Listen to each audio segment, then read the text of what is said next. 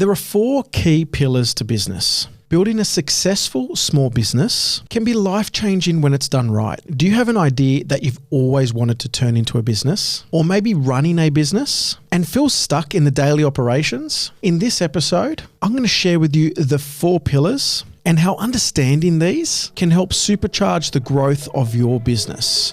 Everything school should have taught you in one place. With a property portfolio of over 17 million and an accountancy firm of over 16,000 clients, as well as being an accountant to some of the wealthiest people in Australia, Jeremy Iannuzzelli will be sharing his lessons on everything school should have taught you so you can build the life you want. Let's jump into pillar number 1. Now, I'm going to just lay it out there, and you guys need to make sure you stick around. For anyone who's in a small business already or wanting to start a small business, and if you've listened and watched our prior episode about the 8 steps that you need to know before you start a business, it's important that once you've gone through those 8 steps and you're rocking and rolling in your business, you really need to make sure that you're honing these 4 key pillars of business. And these are the things that I work at every day to make sure that I'm doing the best that I can. And one of those first 4 key pillars are management.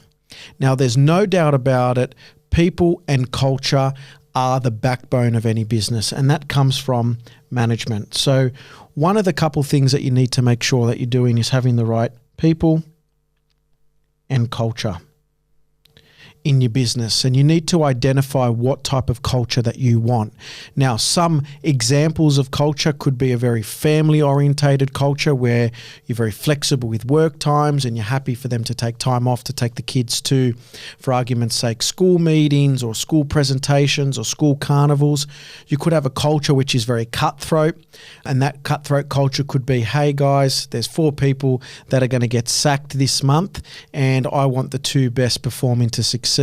You could have a very high performance culture set up with very strong KPIs, for argument's sake, and that performance culture could be somewhere like real estate agents. Hey, I want to make sure that I'm giving you guys the best level of training. We're all about making sure that we hit our targets, and those targets then represent bonuses that you'll receive at the end. Or you could have a culture where the culture is very relaxed and anything goes. Now, typically speaking, trying to have a blend of all these various different cultures, unfortunately, is just not going to work because you're sending mixed messages to your staff. And some of those messages to the staff can be interpreted in different directions. Now, you also need to consider what management style or what leadership style that your organization is going to adopt. And again, you could have a very vertical leadership style where you've got one person at the very top who makes all the decisions, a manager underneath you and a manager underneath them and staff underneath them.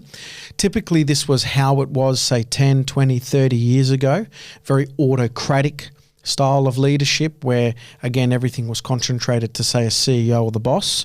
And what many businesses are adopting as a leadership style or a flow chart for your business in terms of leadership, in terms of management, in terms of position, is very horizontal.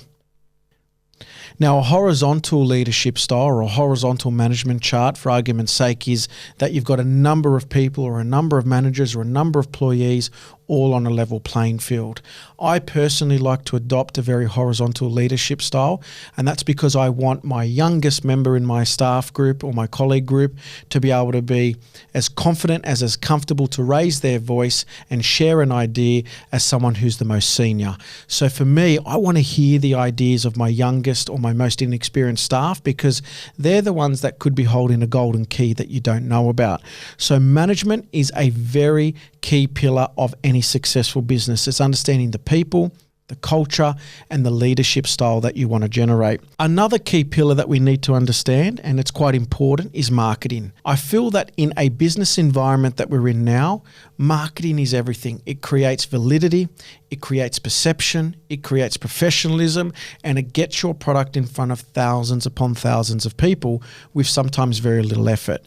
Now, in the days when marketing was very based on what was on the tube, being the TV, or what you read in your newspaper, unfortunately, it's just not going to cut it these days. So you need to have a social media and marketing plan. You need to have a budget for marketing.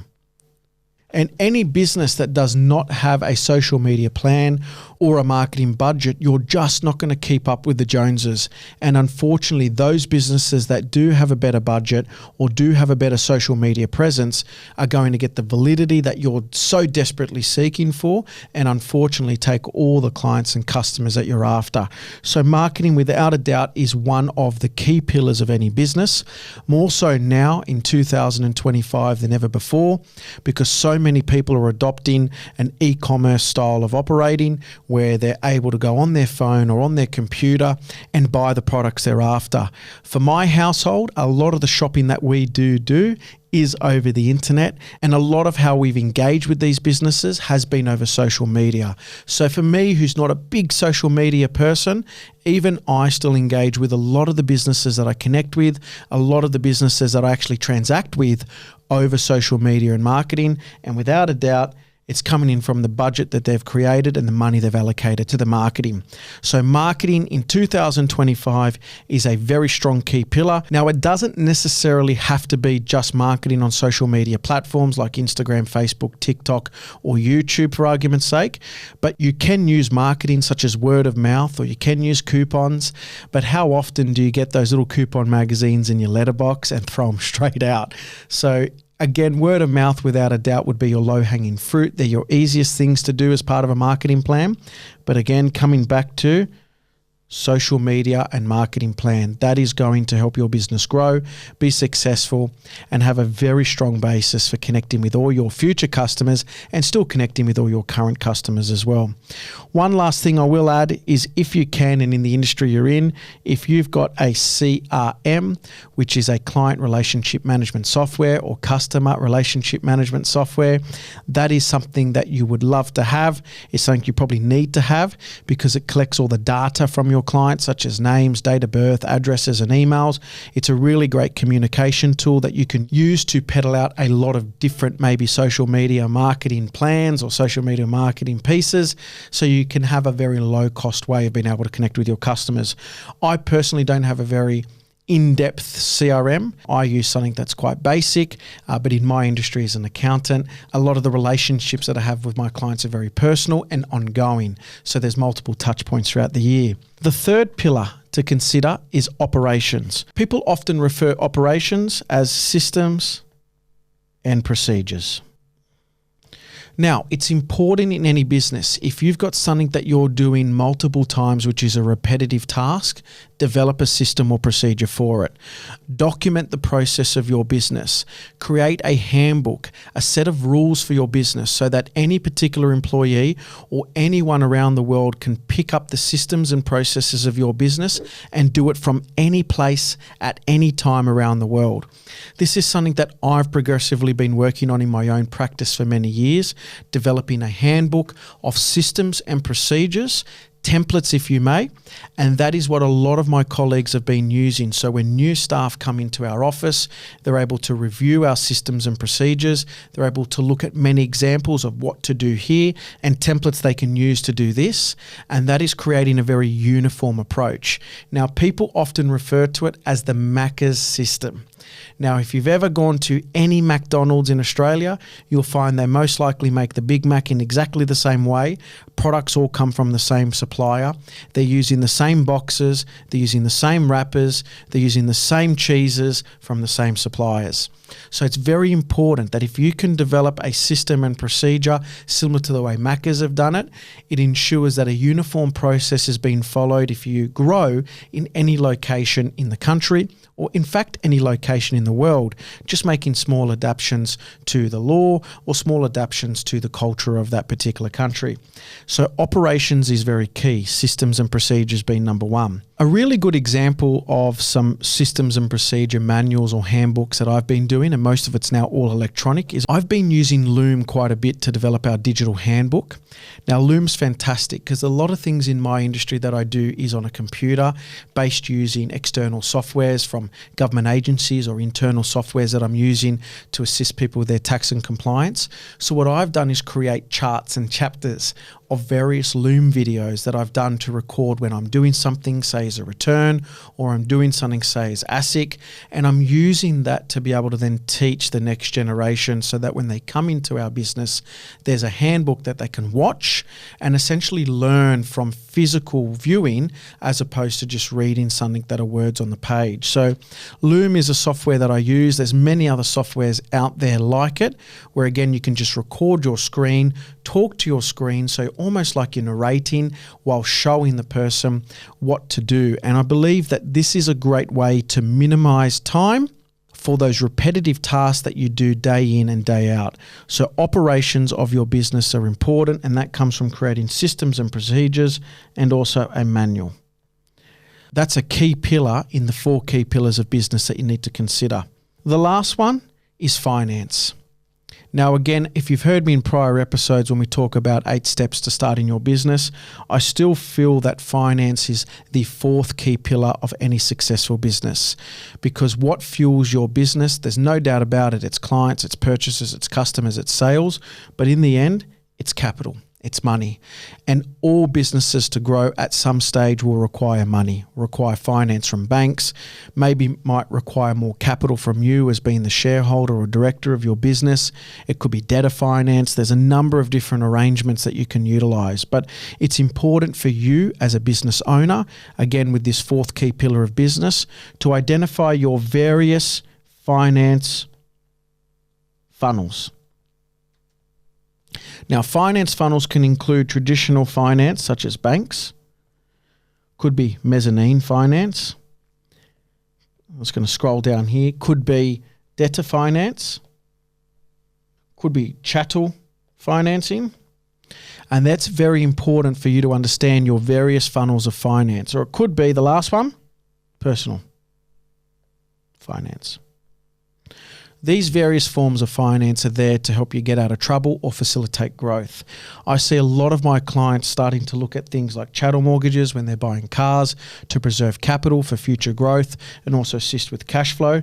Larger businesses, I see them do a lot of debtor financing.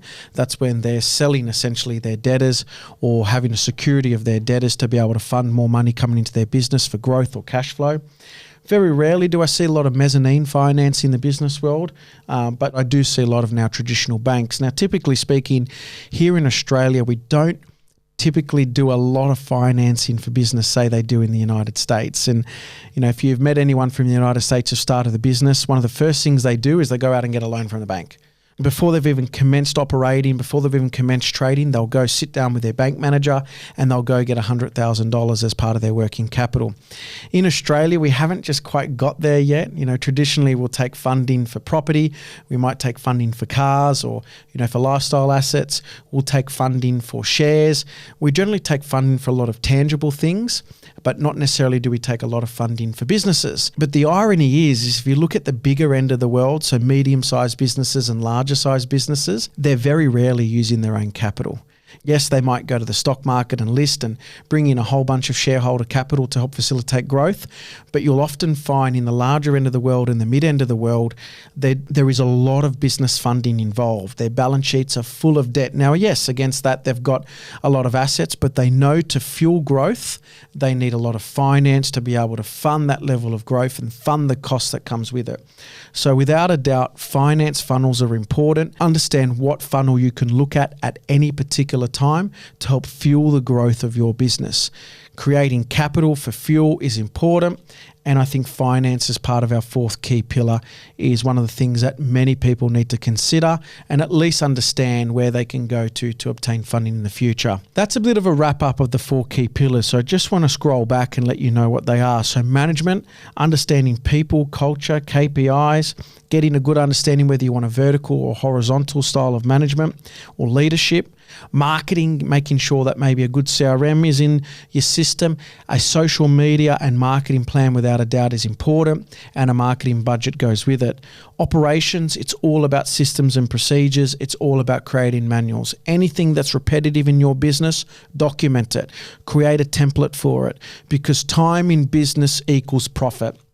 And the last one is finance. Understanding your finance funnels to be able to consider whether you go to banks, whether you get mezzanine funding, debtor financing, chattel mortgages, whether you use your own personal funds. These 4 pillars executed well will see a very successful business into the future. If you like this content that you're hearing, don't forget to hit like and subscribe if you're listening on YouTube. Don't forget to follow us on iTunes and Spotify as well. I'm Jeremy Iannuzzelli. That's 4 key pillars to successful businesses. I look forward to seeing you next week on What School Should Have Taught You.